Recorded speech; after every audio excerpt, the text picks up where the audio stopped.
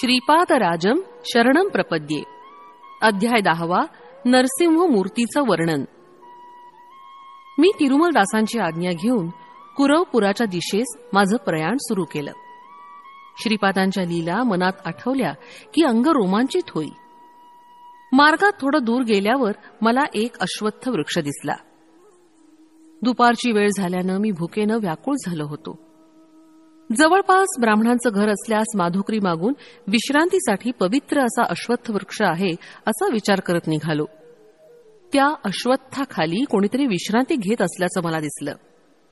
जवळ जाऊन पाहिलं तर त्या मनुष्यानं यज्ञोपवीत धारण केलं होतं. मी अश्वत्थाजवळ गेलो तेव्हा त्या व्यक्तीनं आदरानं मला बसायला सांगितलं. त्या व्यक्तीचे नयन करुण रसानं भरले होते. त्यांच्या समोर एक झोळी होती. त्यात खाद्यपदार्थ काही नव्हते, परंतु एक ताम्रपात्र तेवढं होतं. ते सतत श्रीपाद श्रीवल्लभांचं नामस्मरण करत होते. मी त्यांना प्रश्न केला, महाशय, आपण श्रीपादांच्या दिव्य चरणांचे आश्रित आहात का? तुम्ही त्या महापुरुषाचं दर्शन घेतलंत का? ते म्हणाले, माझा जन्म सद्वैश्य कुलात झाला असून मला सुब्बय्या श्रेष्ठी असं म्हणतात. आमच्या वंशाचं नाव ग्रंथी आहे. आमच्या पूर्वजांपासून सद्ग्रंथ पारायणाची परंपरा आहे, म्हणून आमच्या घराण्यास ग्रंथी नाव पडलं.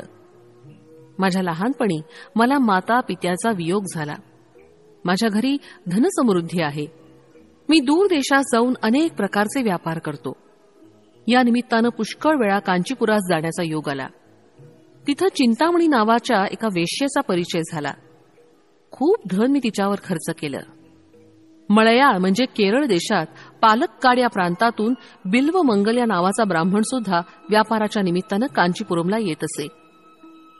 तो सुगंधी द्रव्यांचा अरबी नागरिकांना विक्रय करून त्यांच्याकडून रत्तराशी आणि तुरंग म्हणजे घोडे घ्यायचा. कधी कधी आम्ही दोघं मिळून व्यापार करीत होतो. दुर्दैवानं आम्ही दोघंही वेश्येच्या संगतीत भ्रष्ट झालो. अरबांशी थोडा काळ आमचा व्यापार चांगला चालला. त्यानंतर अरबांनी आमच्याकडून उच्च जातीच्या अश्वासाठी अधिक धन घेऊन निम्न जातीचे घोडे आम्हाला दिले, जेणेकरून व्यापारामध्ये आमचं नुकसान झालं. आमच्याकडून चांगले घोडे राजे महाराजे विकत घेत. व्यापारात नुकसान झाल्यानं आमची संपत्ती नष्ट झाली. माझी पत्नी मनोव्यथेनं मरण पावली. मला एक मंद बुद्धी असलेला पुत्र होता. त्याचा अकाल मृत्यू झाला. बाबा रे, सगळ्या तीर्थात श्रेष्ठ आणि विख्यात असलेलं पादगया तीर्थक्षेत्रात असलेलं पीठिकापूर आमचं मूळ गाव. मी अज्ञानी असताना देवब्राह्मणांचं अनिष्ट करीत होतो. ऋण वसुली करण्यास निर्दयतेनं वर्तत होतो. श्रीपादांचे पिता श्री आपळराजांच्या घरी आईनं विल्लीहून त्यांचे बंधुगण भेटण्यासाठी आले. त्या सगळ्यांच्या भोजनाची सोय करण्यासाठी त्यांच्याजवळ पुरेसं धन नव्हतं. ते दानाचा स्वीकार करीत नसत. श्री वेंकटप्पय्या श्रेष्ठींच्या घरातून आणलेल्या भिक्षेनं उदरनिर्वाह व उचित व्यवहार करत. श्रेष्ठींचं कुलपुरोहित असल्याकारणानं भिक्षेऐवजी धनाचा स्वीकार करत नसत. नाईलाज म्हणून त्यांनी एक वराह एवढ्या रकमेचे जिन्नस आमच्या दुकानातून उधार नेले. बंधुगण गेल्यावर माझी रक्कम परत करण्याचे मी आपळराजास बजावले होते. हातात एक कवडी नाही, पण जेव्हा धन मिळेल तेव्हा मी अवश्य परत करीन असं राजशर्मा म्हणाले. मी चक्री व्याज घेण्यात तरबेज होतो. काळ लोटला. व्याजावर व्याज चढवून खोटे हिशोब दाखवून 10 वराह येणं बाकी आहे असं मी राजशर्मास कळवलं. तेवढे धन मला देण्यास राजशर्मांना आपलं राहतं घर विकावं लागलं. त्या काळातल्या दराप्रमाणे ते घर मी विकत घेतल्यास राजशर्मांना 1-2 वराह दिल्याने हिशोब बरोबर असं मी अनेकांना सांगितलं होतं. राजशर्मांना गृहविहीन करणं हाच माझा संकल्प होता. माझा हा दुष्ट विचार लक्षात येताच वेंकटप्पय्यांनी माझी निर्भत्सना केली. अरे दुरात्म्या, धनाच्या मदानं मनात येईल तसं वागतो आहेस. आमच्या कुलपुरोहिताचा अपमान झाल्यास आमचा अपमान झाल्यासारखं. तू तुझी वागणूक बदल, नाहीतर घोर आपत्ती संभवेल. अग्निहोत्रापेक्षा पवित्र असलेल्या राजशर्मास तू असले कष्ट देतोस. या कारणानं रौरवादी नरकास जाशील. एकदा श्रीपाद श्रेष्ठींच्या घरी असताना मी श्रेष्ठींना व्यंगानं म्हणालो, राजशर्मा जर माझं ऋण फेडू शकत नसतील तर त्यांच्या पुत्रांपैकी एकास माझ्या दुकानात चाकरी करण्यास पाठवावं किंवा त्यांनी स्वतः चाकरी करण्यास यावं. एक मुलगा आंधळा तर दुसरा पंगू, तिसरा हा श्रीपाद मात्र 3 वर्षाचा. माझं ऋण कसं बरं फेडलं जाईल? असं ऐकून श्रेष्ठींचं मन दुखावलं. त्यांच्या नेत्रातून अश्रुधारा वाहू लागल्या. श्रीपादांनी आपल्या दिव्य हस्तांनी त्यांचे अश्रू पुसून म्हणाले, आजोबा, मी असताना भय कसलं? हिरण्याक्ष व हिरण्यकश्यपांचा मीच संहार केला, तर सुब्बय्यांचं ऋण फेडण्यास मला कठीण काय?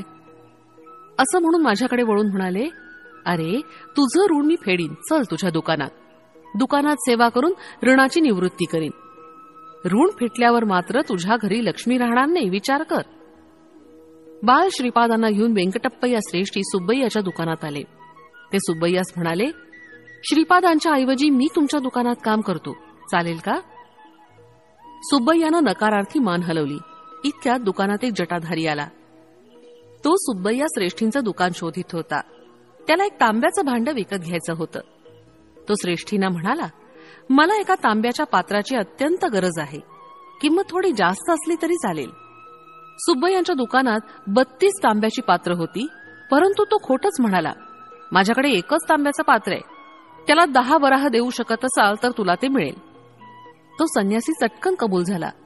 त्याची एकच अट होती की ते पात्र वेंकटप्पय्या श्रेष्ठींच्या मांडीवर बसलेल्या श्रीपादांनी आपल्या हातांनी त्या संन्याशास द्यावं. त्या अटीप्रमाणे श्रीपादांनी स्वहस्ते ते पात्र त्या संन्याशास दिलं. श्रीपाद प्रभू पात्र देताना हसत होते. ते म्हणाले, अरे, तुझी इच्छा आता पूर्ण झाली ना? तुझ्या घरी लक्ष्मी स्थिर राहील. तू तुझी संन्यास दीक्षा सोडून स्वगृही जा. तुझ्यासाठी तुझी पत्नी आणि मुलं वाट पाहत आहेत. तो जटाधारी संन्यासी अत्यंत आनंदित होऊन निघून गेला. वेंकटप्पय्या श्रेष्ठी आणि अप्पळ राजा शर्मा यांचा अपमान करावा अशी सुब्बय्याची इच्छा होती. ती पूर्ण झाल्यानं त्याच्या मनात थोडा अहंकार निर्माण झाला होता. आणि त्यातच तो म्हणाला, आजच्या विक्रीत मला विशेष धनलाभ झाला. अप्पळराजकडून यायचे असलेले 10 वराहाचे कर्ज फिटल्यासारखं मला वाटलं. या क्षणी श्रीपादराय ऋणातून मुक्त झाले. वेंकटप्पय्या म्हणाले, हे जे तू सांगतो आहेस ते गायत्रीच्या साक्षीनं सांग. सुब्बय्यानं तसं केलं. श्रीपाद प्रभू आणि वेंकटप्पय्या श्रेष्ठी घरी गेल्यानंतर सुब्बय्यानं आत जाऊन पाहिलं तर 31 भांड्यांपैकी केवळ एकच भांड तिथं होतं. श्रीपाद प्रभूंच्या लीला अनाकलनीय, अचिंत्य होत्या. त्यांच्या समक्ष जे बोलू ते वचन खरं होत असे. साक्षात दत्तप्रभूंच्या करकमलांनी तांब्याचं भांड घेणारा जटाधारी धन्य होता. श्रीपाद प्रभूंकडून अनुग्रहाच्या स्वरूपात तांब्याचा किंवा तांब असलेला धातूचा एक तुकडा जरी मिळाला तरी दान घेणाऱ्याला भाग्याचं असतं. तेव्हा प्रत्यक्ष तांब्याचं पात्र मिळवणारा तो जटाधारी किती भाग्याचा आणि सुब्बय्या किती दुर्दैवी. त्याला येणं असलेलं 10 वराहाचं देणं श्रीपादांनी आपल्या लीलेनं दिलं. परंतु त्या क्षणापासून त्याच्याकडे असलेली लक्ष्मी क्षीण होऊ लागली. 31 भांड्याच्या ठिकाणी केवळ एकच भांड राहिलं होतं. सुब्बय्यांचा अप्पळ राजाकडून 10 वराह येणं आहे असा खोटाच हिशोब दाखवला होता. त्या पापाचं फल अशा स्वरूपात त्याला मिळालं होतं. शंकर भट्ट म्हणाले, अरे सुब्बय्या, सूर्योदयापूर्वीचा आणि सूर्यास्तापूर्वीचा काळ अत्यंत पवित्र असतो. प्रातःसंध्येच्या समयी आणि सायं संध्येच्या वेळी अग्निहोत्र करणं विशेष फलदायी असतं. प्रातःकाळी सूर्य भगवान सर्व शक्तींच्या स्रोतानं सिद्ध असतात. संध्यासमयी या शक्ती पुनरपी सूर्यात विलीन होतात. यावर सुब्बय्या म्हणाला, महाराज, दान स्वीकारल्यास पुण्य कमी होतं असं मी ऐकलं होतं. परंतु ते स्वीकारलं नाही तर पाप लागतं असंही आपल्याकडून ऐकलं होतं. या दुहेरी वाक्यांचा अर्थबोध होत नाही. तसंच श्रीपाद स्वामी श्री दत्तात्रेयाचे अवतार आहेत असं म्हणतात, तेच नरसिंह स्वामींचा अवतार, शंकराचा अवतार असं काही म्हणतात. शिवामध्ये अनसूयेचं तत्व कसं अंतर्भूत आहे ते समजत नाही. कृपया याचा खुलासा करावा. परंतु या प्रश्नांचा खुलासा करण्याअगोदर सर्वांना भूक लागली असल्यानं जेवणाचा बेत ठरला. आश्चर्याची गोष्ट अशी की त्या लहानच्या जागेमध्ये एका तांब्याच्या भांड्याशिवाय दुसरं काहीच नव्हतं. 2 केळीची पानं सुब्बय्यानं आणली. शंकर भट्ट नदीवर जाऊन शुचिरभूत होऊन आले. जेवणासाठी भात आणि दोडक्याच्या वरणाचा बेत होता. केळीची पानं जेवणासाठी घेतली आणि पळसाच्या पानांचे द्रोण तयार केले. त्या जटाधारी संन्याशानं डोळे मिटून क्षणभर ध्यान केलं आणि जवळच्या तांब्याच्या पात्रातून द्रोणात पाणी टाकलं. त्यानंतर त्याच भांड्यातून दोडक्याचं चवदार वरण वाढलं आणि नंतर भात वाढला. ते अमृतासमान जेवण करून आम्ही तृप्त झालो. रिकाम्या भांड्यातून प्रथम पाणी आणि नंतर अन्न येणं हा एक दैवी चमत्कारच होता. भोजनानंतर ते भांड रिकामच होतं. शनिवार प्रदोष समयी केलेल्या शिवार्चनाचं फलित. श्रीपाद स्वामी सकल देवता स्वरूप आहेत. शनिदेव कर्मकारक आहेत. ग्रहांमधील छायाग्रह राहू केतूतील राहू शनीमुळे फल देतो. केतू मंगळामुळे फल देतो. कर्मकारक असणारा शनी कर्मसाक्षी असणाऱ्या सूर्याचा पुत्र असल्यानं शनिवारची सायंकाळ शक्तिमान असते. चतुर्थी आणि त्रयोदशी राहूच बलवान असतात. शनी त्रयोदशीच्या महापर्व काळात सायंकाळी शिव आराधन केल्यास मानवाच्या पूर्वजन्मात केलेल्या पापांचं फल नष्ट होतं. श्रीपाद श्रीवल्लभांचा अवतार मंगळ ग्रहाच्या चित्रा नक्षत्रावर झाला असल्यानं या नक्षत्रावर श्रीपाद प्रभूंची पूजा केली असता सर्व ग्रह दोषांचं शमन होतं. युद्ध, आपदा, शस्त्रास्त्रांनी येणारा अकाल मृत्यू, ऋणग्रस्ततेतून उद्भवणारी संकटे यांचं कारण मंगळ ग्रह असतो. चित्रा नक्षत्रावर किंवा मंगळवारी श्रीपाद स्वामी अरुण वर्णाप्रमाणे प्रकाशमान होतात. कर्ज म्हणजे पाप, अऋण म्हणजे पाप नसणारा अर्थात पापरहित. त्या दिवशी श्रीपाद प्रभू साक्षात अरुणाचलेश्वराचं रूप असतात. वेंकटप्पय्या श्रेष्ठी, नरसिंहवर्मा आणि बापनार्युलू शनी प्रदोषाच्या दिवशी शिवाराधनेत सहभागी होत. त्या दिवशी अप्पळराज शर्मा यांनी सुद्धा मोठ्या श्रद्धाभावानं त्या आराधनेत भाग घेतला होता. अखंड लक्ष्मी सौ सुमती महाराणी शिवस्वरूपातील अनसूया महातत्वाचं ध्यान करीत असे. त्या महातपाचं फलस्वरूप म्हणून श्रीपाद स्वामींचा अवतार झाला. या कारणानं वेंकटप्पय्या श्रेष्ठी, नरसिंहवर्मा अथवा बापनार्युलूकडून धन स्वीकारलं ते दान होत नाही, परंतु त्यांच्याकडून धन न स्वीकारल्यास महापाप आहे असं श्रीपाद स्वामी आपल्या पित्यास न बोलता सांगू इच्छित होते. श्रीपाद प्रभू सकल देवतांचं स्वरूप आहे. सर्व देवतांच्या अतीत असणारं हे महान तत्व आहे. त्यांचं दर्शन, स्पर्श आणि संभाषण ज्या भाग्यवंतांना लाभलं ते धन्य होत. श्रीपाद वल्लभांच्या असाधारण लीलेनं त्यांनी आपल्या पित्यास ऋणमुक्त केल्याची वार्ता पिठिकापुरम गावात दावनालासारखी पसरली. 3 वर्षाच्या श्रीपादांनी अप्पळ राजूंना ऋणमुक्त केल्यानं त्यांच्या नेत्रातून पुत्रस्नेहानं अश्रुधारा वाहू लागल्या. महाराणी सुमती आपल्या पुत्रास हृदयाशी कवटाळून कितीतरी वेळ तन्मय अवस्थेत होती. यावेळी त्यांच्या घरी वेंकटप्पय्या श्रेष्ठी, नरसिंहवर्मा, बापनार्य आणि सुब्बय्या आले होते. सुब्बय्यानं सर्व वडीलधाऱ्या मंडळींसमोर श्री राजशर्माचं ऋण फिटलं असं सांगितलं.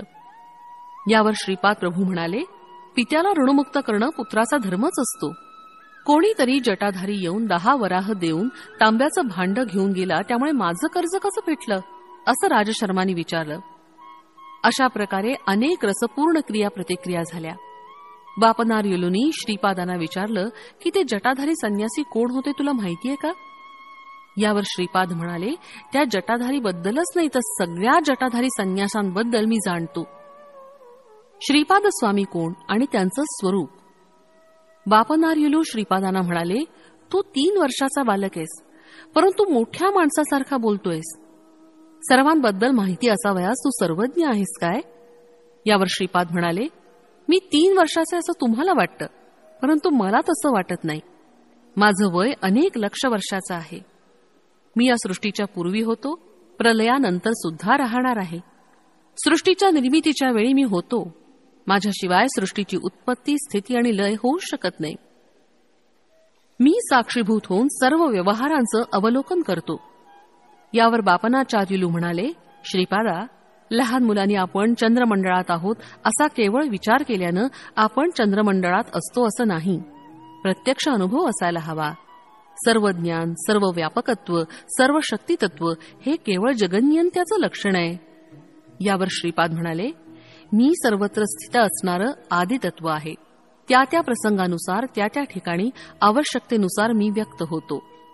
साकार रूपात नसलो तर मी नाही असं होत नाही. जीवाच्या ठिकाणी मी अन्नमय, प्राणमय, मनोमय, विज्ञानमय आणि आनंदमय कोशात स्थित असतो. माझ्या अस्तित्वामुळे या पंचकोशांचं सर्व कार्यकलाप होत असतात. मी विशिष्ट कोशात आहे अशी अनुभूती तुला दिली तर त्या कोशात मी असल्याची जाणीव होते. मी तुला माझा अनुभव दिला नाही याचा अर्थ मी तिथं नाही असा मात्र होत नाही. मी सर्वव्यापी आहे. सर्व ज्ञान, विज्ञान माझ्या चरणाशी लीन आहेत. माझ्या केवळ संकल्पानं ही सर्व सृष्टी निर्माण झाली. मी सर्वशक्तिमान आहे, यात आश्चर्य काय आहे? यावर अप्पळराज शर्मा म्हणाले, बाळा, बालपणापासून तू म्हणजे आम्हाला एक कोडच आहेस. तू पुन्हा पुन्हा मी दत्तप्रभू, मी दत्तप्रभू असं म्हणतोस. नृसिंह सरस्वती या नावानं पुन्हा एकदा अवतरित होईन असं म्हणतोस. लोक तर कावळे आहेत. पिठिकापुरम मधील ब्राह्मण तर नरलोकातील लोखंडी कावळ्यांपेक्षा सुद्धा भयंकर आहेत. ते या सगळ्याला मनचांचल्य आणि बुद्धिभ्रष्टता असं म्हणतात. आपण ब्राह्मण आहोत. आपण विधियुक्त धर्मकर्मानं आचरण करणं चांगलं आहे. याखेरीज तुला देवाचा अंश असलेला अवतारी पुरुष आहे असं म्हणणं म्हणजे केवळ अहंकारानं म्हणतो आहोत असं ते मानतात. यावर श्रीपाद प्रभू म्हणाले, तात, आपण सांगता ते मी अमान्य करत नाही, परंतु खरं ते सांगितलं पाहिजे ना. पंचभूतांकडून साक्ष देण्याची वेळ आल्यास मी दत्तप्रभू नाही असं सांगणं म्हणजे असत्य भाषणाचा दोष लागणार नाही का? नभोमंडळातील सूर्याला तू सूर्य नाहीस असं म्हटल्यानं तो सूर्य नाही असं होईल का? सत्य हे देशकालाबाधित असतं. आपल्या पिठिकापुरम मधील ब्राह्मण स्वतः देहधारी मनुष्य समजून जसं मनुष्यत्वाचा अनुभव घेत आहेत, त्या प्रकारे मी सुद्धा सर्वज्ञत्व, सर्वशक्तित्व, सर्वांतर्यामित्व असलेला दत्त आहे हे तत्व मी सारखं पदोपदी सर्वांच्या अनुभूतीस आणून देत आहे. युगानुमागून युगे जाऊ शकतात, अनेक जगत, सृष्टी, स्थिती लयाला जाऊ शकतात, परंतु साक्षात दत्त असणारा मी दत्त नाही असं कसं होईल? यावर बापनार्युलू म्हणाले, श्रीपादा, जटाधारी दृष्टीआड झाल्यावर सुब्बय्याकडे असलेल्या 31 भांड्यांच्या भांड्यापैकी एकच उरलं. तू काही चमत्कार करून ते अदृश्य केलंस काय? यावर श्रीपाद प्रभू म्हणाले, सर्व घटना काळाच्या कर्माच्या अनुसार कोणत्या तरी कारणानं घडत असतात. कारणाशिवाय कार्य होऊ शकत नाही. हा निसर्गाचा अनुल्लंघनीय नियम आहे. हे सुब्बय्या पूर्वजन्मी जंगल प्रदेशातील दत्त पुजारी होते, परंतु जंगलामध्ये दत्तदर्शन क्वचितच घेत असत. त्यांच्या स्त्री वासना अत्यंत प्रबळ होती. स्त्री लोलूप असणारा हा पुजारी प्राचीन कालातील पूर्व परंपरेतील पूजेतील मोठी तांब्याची दत्तमूर्ती विकण्याच्या विचारात होता. त्याप्रमाणे एके दिवशी त्यानं ती मूर्ती विकली आणि आलेलं धन वाममार्गानं खर्च केलं. लोकांमध्ये मात्र श्री दत्ताची मूर्ती चोरीस गेल्याचं वर्तमान पसरवलं. जटाधारी बनून आलेला संन्यासी पूर्वीच्या जन्मात लौकिक व्यवहारात अडकलेला सोनार होता. त्यानं धनाच्या आशेनं त्या दत्तमूर्तीस वितळवलं होतं. या जन्मी तो जन्मदरिद्रीहून जन्माला आला. दत्तमूर्तीची पूजा अनेक वर्ष केल्याच्या पुण्याईनं त्या पुजाऱ्यास श्रीमंत अशा श्रेष्ठी कुलात जन्म मिळाला. त्या दोघांनी ती मूर्ती विरघळवून त्याचे 32 तांब्याचे भांडे बनवून विक्रय केला होता. त्या सोनाराच्या घरी नरसिंहदेवाची आराधना करत असत. नरसिंहदेवाच्या मूर्तीसमोर ही तांब्याची भांडी घडवली होती. दैवाच्या संकल्पानं नृसिंहाच्या 32 अवताराच्या अंशांनी त्या तांब्याच्या भांड्यात प्रवेश केला होता. या जन्मात पूर्वजन्माचं ज्ञान होऊन त्या सोनारानं माझी अनन्य भक्तिभावानं सेवा केली. त्याचं दारिद्र्य दूर करण्यासाठी त्यानं मनापासून माझी प्रार्थना केली. मी प्रसन्न होऊन दर्शन दिलं आणि पिठिकापुरमला येऊन माझ्या हातून तांब्याच्या भांड्याचा स्वीकार करण्यास सांगितलं. तसंच 10 वराह श्रेष्ठीला देऊन मला बंध विमुक्त कर असं सांगितलं होतं. तो तसं करून धन्य झाला. त्याची आर्थिक समस्या दूर होण्याचा त्याला मी आशीर्वाद दिला होता. त्याच्या देणेदाराचा त्रास चुकवण्यासाठी त्यानं जटाधारी संन्याशाचा वेश घेतला होता. मला जटाधारीबद्दल सर्वच माहिती आहे ना. हा सुब्बय्या श्रेष्ठी आमच्या कुटुंबाकडून खोटेपणानं 10 वराह वसूल करून घेणार होता. त्याला 10 वराह मिळतील अशी व्यवस्था मी केली, परंतु याच्या बदलात त्याचं सर्व पुण्य फल नष्ट झालं. हे सुब्बय्या, चिंतामणीबरोबर तू केलेले तुझे सर्व शृंगार चाळे मला माहिती आहेत. तुझी कथा माझ्या कथामृतात हास्यास्पद होईल. तू झोळी घेऊन लहान मुलांना लागणारे खाण्याचे पदार्थ विकून आपला उदरनिर्वाह चालवशील. तुझ्याकडून घेतलेल्या पैशांनी माझ्या मात्यापित्यानं त्यांच्या नातेवाईकांच्या भोजनाची व्यवस्था केली होती. तुझ्यापेक्षा जास्त मला वाण्याचा हिशोब समजतो. जेवणातील वरण भात आणि दोडक्याची भाजी करण्यातच तुझे पैसे संपून गेले होते. बाकीच्या खर्चासाठी माझ्या वडिलांच्या कष्टाचे पैसे खर्च झाले होते. तुला अन्नान्न दशा आली म्हणजे तुझ्याकडे असलेल्या तांब्याच्या पात्रातून तुला पाणी, वरण भात आणि दोडकेच प्राप्त होतील. ते तू खाऊन इतरांना खाऊ घालण्यात इतपतच मिळतील. असं श्रीपाद प्रभू तीव्रतेनं म्हणाले. श्रीपाद प्रभूंचं मुखमंडल दिव्य, प्रखर, तेजस्वी असं दिसत होतं. त्यांचे डोळे अग्नीच्या गोळ्यांप्रमाणे लाल दिसत होते. ते पुढे म्हणाले, ए सुब्बय्या श्रेष्ठी, आज रात्री तुझ्या घराच्या दक्षिण दरवाजाजवळ एक म्हैस येईल. तुझा अंतःकाळ जवळ आल्याचं तुला कळावं यासाठी यमधर्मराजानं पाठवलेला तो निरोप आहे. मी तुझ्यावर एक अनुग्रह करीत आहे. तू स्वतःच्या हातानं स्वयंपाक करून दोडक्याचं वरण आणि भात त्या म्हशीला खाऊ घाल. त्या म्हशीची ही एकच इच्छा तू पूर्ण कर. ते अन्न खाल्ल्यावर तुझ्याऐवजी ती म्हैस मरून जाईल, परंतु त्या क्षणापासून तू खूप गरीब होत जाशील. तू झोळी घेऊन मी सांगितलेलं काम कर. त्यानंतर तुझी अन्नान्न दशा झाल्यावर मी अनुग्रह केलेल्या तांब्याच्या भांड्याचा तुला उपयोग होईल, असं कडक शब्दात श्रीपाद प्रभू म्हणाले. त्यावेळी वेंकटप्पा श्रेष्ठी रागात असलेल्या श्रीपादांना पाहून भयभीत झाले. त्यांनी श्रीपादांना असं रागात आलेलं कधी पाहिलंच नव्हतं. तेव्हा श्रीपाद म्हणाले, आजोबा, घाबरलात का? मी नरसिंहमूर्तीच आहे. तुम्हाला वर देऊन तुमच्यावर कृपा करीत आहे. वाणी कुळातील लोकांना शाप देईन असं आपणास वाटलं काय? माझी बहीण वासवीनं तिच्या कुळातील लोकांना त्यांच्या सौंदर्यात थोडी त्रुटी असण्याचा शाप दिला होता. मी श्रीपाद त्याच तत्वाचा. सर्व वाणी निर्धन होतील असा शाप देईन अशी आपणास भीती वाटली काय? आपण घाबरू नका. दैवाला जात कुळ असं काही नसतं. तसंच भक्तांना सुद्धा जाती कुल नसतं. आर्य वैश्यांचा आणि माझा अनुबंध फार जुना आहे. बापनार्य पूर्वीचे लाभाद महर्षीच ना. वाण्यांमध्ये लाभाद महर्षी गोत्र नष्ट झालं आहे. बापनार्यांच्या सर्व वंशजांना, अगदी कलियुगाच्या अंतापर्यंतच्या वंशजांना माझे आशीर्वाद आहेत. त्यांच्यावर माझा वरदहस्त सतत राहील. तुम्हाला दिलेली झोळी वेगळीच आहे. त्यात दत्त मिठाई भरून आहे. कितीही दिली तरी ती कमी होत नाही, परंतु ती कोणाला डोळ्याने दिसणार नाही. नृसिंहाच्या 32 अवतारातील सर्व लक्षणं माझ्या ठाई विराजमान आहेत. बापनार्यांची 33वी पिढी चालू असताना माझ्या जन्मस्थळी महासंस्थानाचं निर्माण होऊन त्यात माझ्या पादुकांची स्थापना होईल. तुमच्या वंशातील कोणत्याही पुरुषानं श्रीपाद श्रीवल्लभांच्या दिव्य भव्य रूपाची नवविधा भक्तीच्या कोणत्याही मार्गानं आराधना केल्यास श्री दत्तात्रेयांचे श्वान अदृश्य रूपात त्यांचा सांभाळ करतील. वेद, पुराण, उपनिषद ही सर्व श्वान रूपात अदृश्य असून सदैव रक्षण करतील. इतक्यात वेंकटप्पया श्रेष्ठींनी श्रीपाद प्रभूंना प्रेमानं जवळ घेतलं. त्यांच्या डोळ्यातून आनंदाश्रू वाहू लागले. बापनार्याच्या तोंडातून शब्द फुटत नव्हते. सुमती माता हे सर्व स्वप्न आहे, एका वैष्णवी माया अशा संदेहात पडली. अप्पळराज शर्मांचं मन स्तंभित झालं. श्रीपादांचे दोन्ही मोठे भाऊ त्यांच्याकडे भीत भीत बघत होते. हा आमचा धाकटा भाऊ की दत्तप्रभू? हे काय भानगड आहे असा विचार ते करू लागले. नरसिंह वर्मांनी श्रीपादाला आपल्या मांडीवर घेतलं. श्रीपाद वर्मांना म्हणाले, आजोबा, आपण दोघं उद्या घोडागाडीतून आपली जमीन पाहण्यास जाऊ. तेथील भूमाता मला कित्येक दिवसापासून तुझ्या पादस्पर्शानं मला पवित्र केव्हा करणार अशी आर्ततेनं प्रार्थना करते आहे. आर्तत्राणपरायण हे माझं वचन आहे. तेव्हा वर्मा म्हणाले, अरे श्रीपादा, माझं एक छोटं सांगणं आहे. आपल्या पीठिकापुरमजवळ आमची जमीन आहे ना, तिथंच एक छोटं गाव वसून तेथील लोकांकडून शेती करून घ्यावी. गावकऱ्यांना कमी पैशात शेती कसायला देऊन जमीनदारीचा व्यवहार पाहण्यासाठी तुझ्या वडिलांना कुलकर्णी पद द्यावं असा माझा विचार आहे. परंतु सध्या हे कुलकर्णी पद आपल्याकडे नाही ना. यावर श्रीपाद हसून म्हणाले, आजोबा, तुम्ही तुमच्या जमीनदारीचा विचार केला, परंतु माझ्या जमीनदारीचा विचार नाही केलात. हे मला मान्य नाही. अगोदर वडिलांना कुलकर्णी पद करा म्हणावं, त्यानंतर तू कुलकर्णी पद सांभाळायचं आहे असं वर्मा म्हणाले. घंडीकोटा श्रीपाद श्रीवल्लभराज शर्मा अमुक गावचा कुलकर्णी होता एवढंच केवळ इतिहासात शिल्लक राहील. जे कुलकर्णीपण मी करणार आहे ते विश्वात्मक आहे.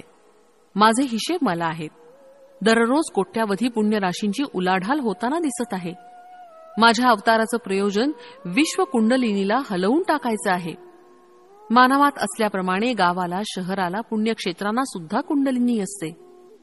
सांध्र सिंधुवेद याचं ज्ञान ज्यांना आहे अशांनाच अवगत होऊ शकणारं हे योग रहस्य आहे. पीठिकापुरमची कुंडलिनी बापनार्युलू, वेंकटप्पय्या श्रेष्ठी आणि वत्सवाई यांच्या 33व्या पिढीमध्ये जागू शकते, आत्ताच काय घाईये? दैववशानं तुम्हाला लाभलेल्या या महापुण्य काळातील प्रत्येक क्षणाचा सदुपयोग करून घ्यावा. श्रीपाद प्रभूच्या या वक्तव्यानंतर त्यांनी पीठिकापुरमला कायमचं राहावं असा नरसिंहवर्मांनी प्रयत्न केला होता. श्रीपाद प्रभूंचं वैभव. माझ्यात अज्ञान जवळजवळ भरलेलं आहे. श्रीपाद श्रीवल्लभ, मी स्वतः श्रीकृष्ण आहे असं म्हणत त्यावेळी सामान्य लोकांना ते हास्यास्पद वाटे. त्या अज्ञानातूनच मी प्रश्न केला, श्रीपादा, तू स्वतःला श्रीकृष्ण म्हणवतोस, तर अष्टभार्या 16 सहस्त्र गोपिका सुद्धा या अवतारात आहेत का? यावर मंद हास्य करून श्रीपाद प्रभू म्हणाले, माझ्या अष्टविधा प्रकृतीच अष्टभार्या आहेत. या माझ्या शरीरातून दशदिशांमध्ये शक्ती स्वरूप असणारी स्पंदनं क्षणाक्षणाला प्रवर्तित होत आहेत. अशा प्रकारे प्रत्येक क्षणाला एका एका कलेमधून शरीर, मन आणि आत्मतत्वातून या माझ्या शरीरातून दशदिशांमध्ये शक्ती स्वरूप असणारी स्पंदनं क्षणाक्षणाला प्रवर्तित होत आहेत. अशा प्रकारे प्रत्येक क्षणाला एका एका कलेमधून शरीर, मन आणि आत्मतत्वातून 10 × 10 × 10 बरोबर 1000 स्पंदनं प्रवर्तित होतात. अशा प्रकारे 16 कलांमधून एकूण 16,000 स्पंदनं प्रवर्तित होतात. याच माझ्या 16,000 गोपिका आहेत. पूर्वावतारात त्या सर्व कला मानव रूपात आविर्भूत झाल्या होत्या. या अवतारात त्या सगळ्या निराकार रूपात स्पंदनशील आहेत. विविध देवतांद्वारा माझी पूजा आराधना करण्यात काहीच चूक नाही. ती माझीच आराधना आहे. माझ्यातील शिवस्वरूप, विष्णुरूप आणि ब्रह्मस्वरूप यांची आराधना करता येते. याप्रमाणे विविध देवतांमधील स्वरूपाची आराधना करू शकता. वेगवेगळ्या साधन पद्धती, साधकाच्या विविध साधनावस्था, काल, कर्म, कारण या अनेक जीवांच्या अवस्थांवर प्रभाव टाकीत असतात. नरसिंहाची 33 रूप. नरसिंह राजवर्म्याला त्या रात्री नरसिंहानं 33 रूपात दर्शन दिलं होतं. ती रूप अशी: कुंदपाद नरसिंहमूर्ती, ओप नरसिंहमूर्ती, दिव्य नरसिंहमूर्ती, ब्रह्मांड नरसिंहमूर्ती, समुद्र नरसिंहमूर्ती, विश्वरूप नरसिंहमूर्ती, वीर नरसिंहमूर्ती, रौद्र नरसिंहमूर्ती, क्रूर नरसिंहमूर्ती, बिभित्स नरसिंहमूर्ती, धूम्र नरसिंहमूर्ती, वन्ही नरसिंहमूर्ती, व्याघ्र नरसिंहमूर्ती, बिडाल नरसिंहमूर्ती, भीम नरसिंहमूर्ती, पाताळ नरसिंहमूर्ती, आकाश नरसिंहमूर्ती, वक्र नरसिंहमूर्ती, चक्र नरसिंहमूर्ती, शंख नरसिंहमूर्ती, सत्व नरसिंहमूर्ती, अद्भुत नरसिंहमूर्ती, वेग नरसिंहमूर्ती, विदारण नरसिंहमूर्ती, योगानंद नरसिंहमूर्ती, लक्ष्मी नरसिंहमूर्ती, भद्र नरसिंहमूर्ती, राज नरसिंहमूर्ती, वल्लभ नरसिंहमूर्ती. यानंतरच्या 30वे नरसिंहमूर्ती म्हणून श्रीपाद वल्लभांना पाहिलं. 31व्या अवतारात श्री नृसिंह सरस्वती अवतारात आणि 32व्या नरसिंहमूर्ती रूपात प्रज्ञापूरचे अक्कलकोटचे स्वामी समर्थ यांना पाहिलं. श्रीनिवासांचा वृत्तांत. कन्या मासामध्ये श्रावण नक्षत्रावर द्वादशीच्या दिवशी सोमवारी सिद्धयोगावर श्री व्यंकटेश अर्च स्वरूपात प्रकट झाले. वैशाख शुद्ध सप्तमीला विलंबी नाम संवत्सरामध्ये त्यांनी कुबेराकडून धनसहाय्य घेऊन ऋणपत्र लिहून दिलं. श्री पद्मावती देवी मृगशिरा नक्षत्रावर जन्मली, तर श्रीनिवास श्रवण नक्षत्रावर अवतरले. वैशाख शुद्ध दशमीला उत्तरा फाल्गुनी नक्षत्रावर श्रीनिवासांचा पद्मावती बरोबर विवाह संपन्न झाला. श्रीनिवास प्रभू सुद्धा भारद्वाज गोत्रामध्ये अवतरले. पांडवांच्या वंशातील सुधन्वाला नागकन्येद्वारा झालेला पुत्र आकाश महाराज, याचा भाऊ तोंडमान. वसुधानू हा आकाश महाराजांचा मुलगा. श्रीनिवास प्रभूंनी अगस्ती महर्षींच्या सल्ल्यानुसार अर्धराज्य तोंडमानला दिलं आणि अर्धराज्य वसुधानूला वाटून दिलं. त्या रात्री त्या सर्वांनी श्रीपाद प्रभूंच्या दिव्य नामाचं संकीर्तन केलं. दुसऱ्या दिवशी श्रीपादाच्या आश्चर्यकारक लीलांचं वर्णन सांगण्याचं आश्वासन देऊन सुब्बय्या श्रेष्ठी जवळ असलेल्या कुटीमध्ये शंकर भट्टास घेऊन गेले. त्या कुटीत 2 ताडपत्रीच्या चटया होत्या. 4 कुत्रे त्या कुटीचं रक्षण करत होते. श्रीपादांच्या स्मरणानं प्राप्त होणारं फळ. श्रीपाद प्रभूंच्या हृदयंगम लीलांच्या केवळ स्मरण मात्रानं अनेक जन्मातील साठलेल्या पापांच्या राशी भस्म होऊन जातात. श्रीपाद श्रीवल्लभांचा जय जयकार असो. फलश्रुती दौर्भाग्यनाश.